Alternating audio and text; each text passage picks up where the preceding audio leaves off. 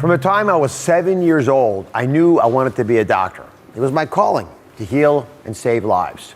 So I had a hard time understanding how someone who was supposed to be a healer could be accused of murder.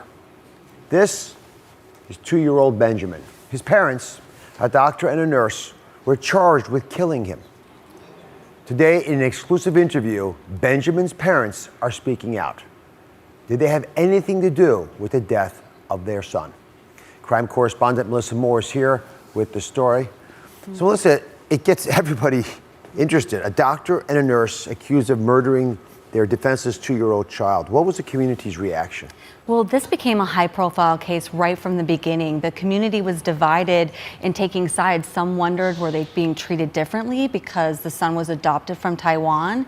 And then also the medical community was divided because of the science of child abuse. Which is really unclear. I thought it was, but I've learned differently. And I must say, in my mind was the idea that this man might be given a break because he's a doctor, his wife as well because she's a nurse, or maybe it's the opposite. They're held to a higher standard. Thank you very much, Melissa. So after a 3-month investigation, Dr. James and Edelyn Yip were charged with child endangerment. Murder was the charge in the death of their son, Benjamin. But 6 years later, the charges were dropped. The Yips now join me. Thank you very much for being here. Edelyn. Doctor, let's start with your son's medical condition. Tell us a little bit about the problems that you identified as you were adopting him. Well, it appeared that he had some minor medical problems when he was in the orphanage. He had a problem with something called tracheomalacia, which is a bit of a little breathing problem. There was a question of whether or not one of his kidneys was a little misshapen. But it didn't appear that there were a large number of problems or that they were very severe. He has a twin, Jonathan. Mm-hmm. Any problems with Jonathan? Not nearly to the level of Benjamin. He didn't have any demonstrated problems of significance in the orphanage. So the Yips allowed us to look at Benjamin's medical records, which, as you can see from my medical unit carrying these papers, is quite extensive. That's for a 2-year-old. Looking through these records, the months before Benjamin died, he was admitted to the hospital for several health issues, and I've jotted these down.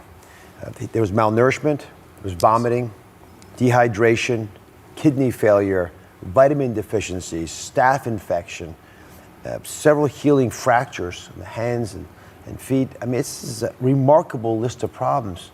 You know, in medicine, Dr. Paige, since you're a physician, you know this, but when you get a chart that's this thick, you know there's a big problem.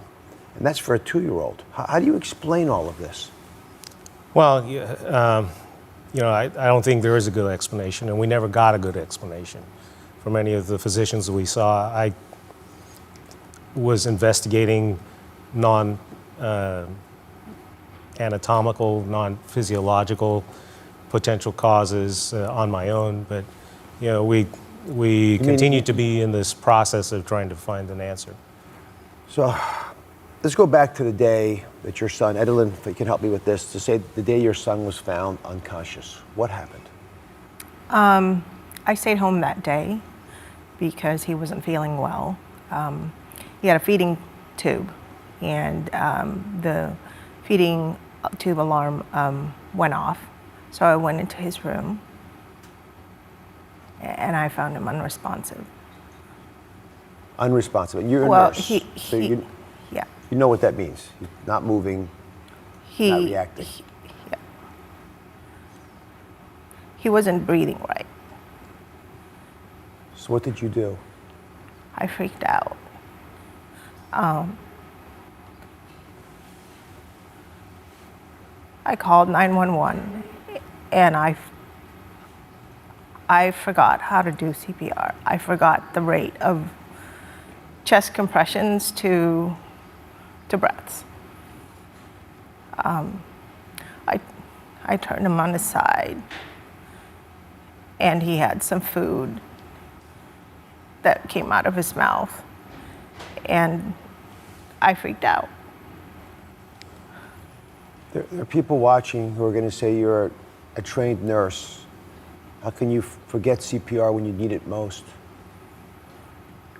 I'm a mom, first of all, and nothing could ever prepare you in finding your child not responsive and not breathing. So I couldn't remember. When the EMS group came, you were there with your son. I gather he was relatively lifeless at the time. When did you realize that he had passed?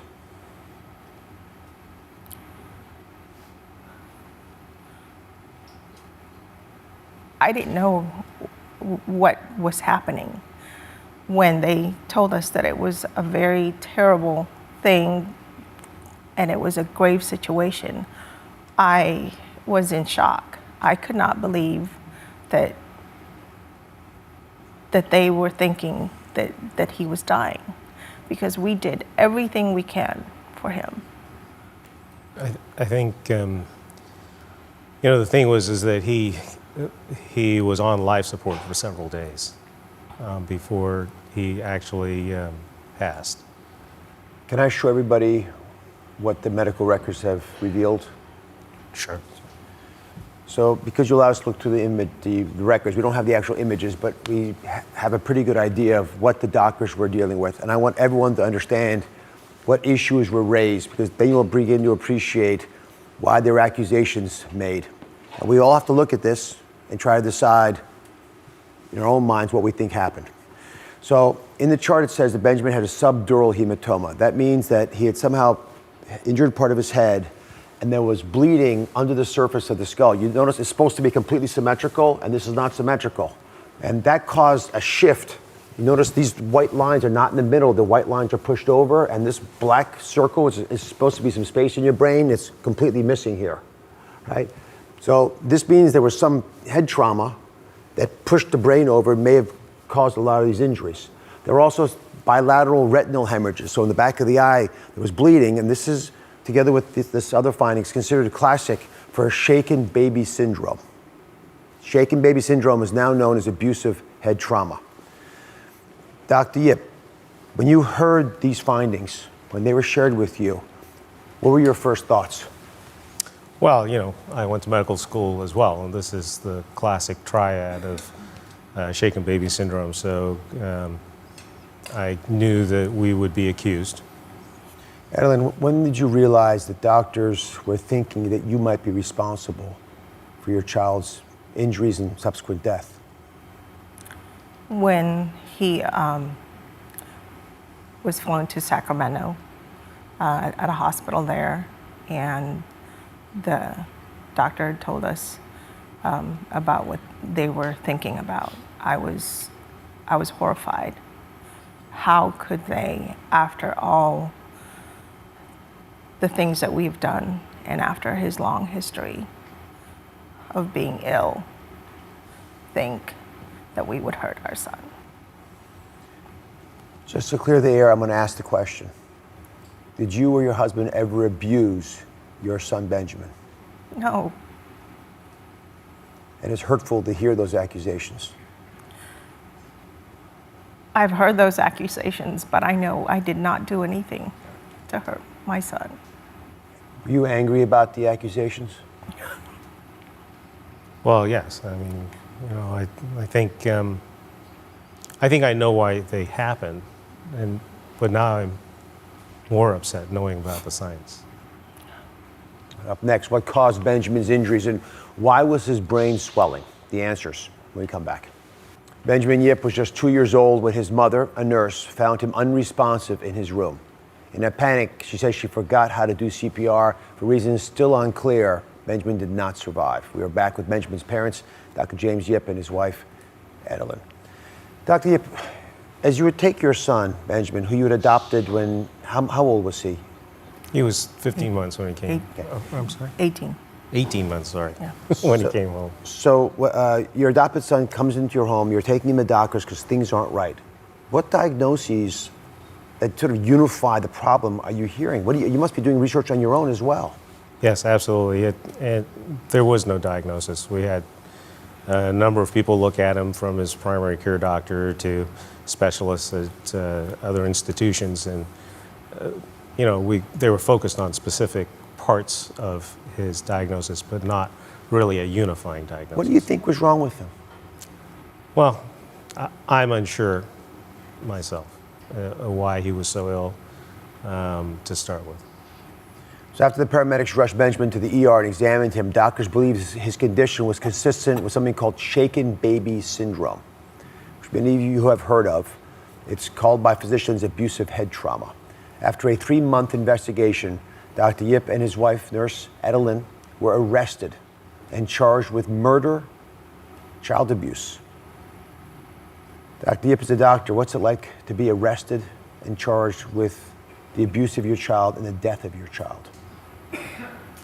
Well, obviously, perhaps not, but obviously it speaks to the core of what I am pledged to do, which is to help people. And it is against that core value. And when it occurred, it was something that made me very upset.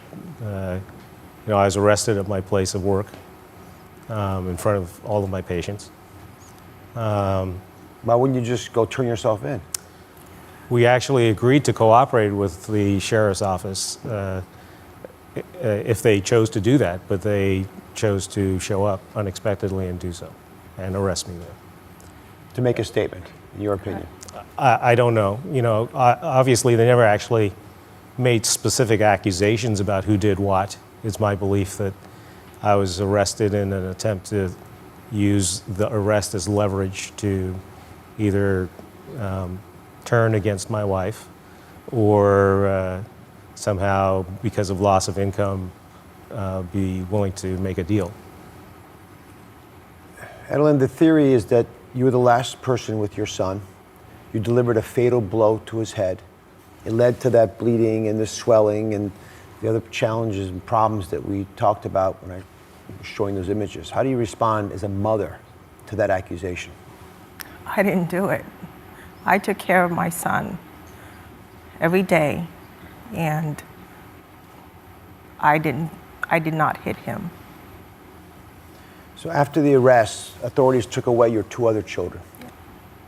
So compounding an accusation. Actually, before the arrest.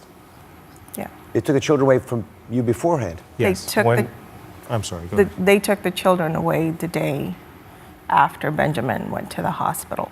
So he was in the hospital dying, and Child Protective Services ripped our children away from our friends. How do you deal with that, grieving for the loss of one son while seeing your other 2 children taken from you? You can't grieve. We have not had a time to fully grieve. How long were they taken from you for? They were gone almost a year. A year? Yes. Yes. Let me just touch on one other issue, because I'm still stunned by this. You're both working folks, like so many couples in America. Yes. There were other caregivers involved with your 3 children, all adopted. Is there a possibility that someone who cared for Benjamin may have been involved in these injuries? No. We don't believe so. We don't think so. I was the one who was a primary caregiver. So if anything happened, you would have known about it. Yes. Up next, a surprising twist in the case. Shaken baby syndrome may not have caused Benjamin's death. So what did, and who was to blame? We're back with a doctor and nurse who were accused of murdering their son. Benjamin was just 2 years old when he died after arriving unresponsive to the ER. Doctors found this condition consistent with shaken baby syndrome. Benjamin's parents, Dr. James Yip and his wife Adeline, are back with us. From the beginning, both of you vehemently denied the charges, the accusations that you were responsible for shaken baby syndrome. So if that's not why Benjamin died, why do you think he died? I think he aspirated. He swallowed some of the food that he ate that evening. It got dislodged into his lungs. Because when I turned him over, there were pieces of carrots and potatoes that were coming out of his mouth. So I think he aspirated. So after more than 6 years of fighting to prove their innocence, prosecutors dropped the charges. big move. How does it feel to be out from under those allegations? It's freeing, but you know, there's some not being able to believe it's finally over. Can I bring in an expert in this area? Because I want to get to this issue of shaken baby syndrome. What is it really? An attorney involved, Paige Kaneb from the Innocence Project, is joining us now. Paige, thank you very much for being with us. Thank you for having me, Dr. Hess. I'm stunned here. I'm looking at a couple of medical professionals who are accused of murdering their child for reasons that I completely understand. At least I thought I did. You know, head injuries, bleeding in the eye, things that are consistent with this shaken baby syndrome, which I thought I understood. Why did the prosecutors drop the charges? So this is really a case of guilty until proven innocent. And part of what happens in these cases is when doctors see these injuries, these findings, they've been trained that this is shaken baby syndrome or abusive head trauma.